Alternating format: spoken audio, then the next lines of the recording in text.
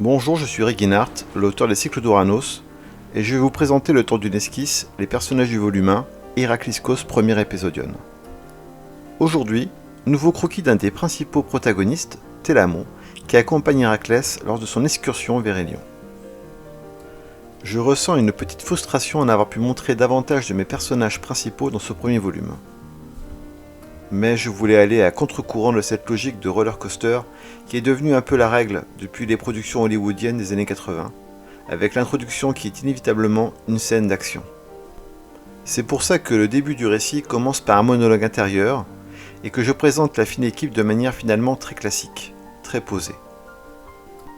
Le principe est simple, pas de spectacularisation pour rendre les personnages iconiques. C'est un peu leur costume à la ville que je montre, en réservant leur cape de super-héros pour la suite.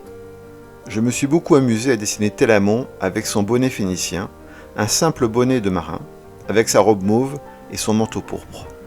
Je voulais vraiment signifier la liberté qui caractérise complètement le personnage. Un déraciné, un exilé, un rejeté, un mouton noir, mais surtout un homme profondément libre, et en cela souvent irritant, souvent antipathique pour tous ceux qui sont davantage conformistes et enfermés dans une certaine vision du monde et de l'ordre. Il y a un aspect comique très volontaire à dessiner un prince aux pieds nus, mais ce petit détail, encore, symbolise sa grande liberté.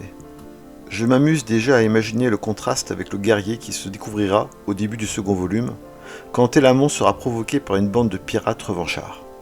Télamon, dans les cycles d'Ouranos, c'est un peu un aigle qui se cache sous des airs de mouette rieuse, car j'aime également lui accoler un petit rectus au coin des lèvres pour signifier son inclinaison au sarcasme. Mais derrière ce sourire souvent narquois se dissimule une profonde mélancolie, le cynisme n'étant après tout que le pendant d'un profond désenchantement.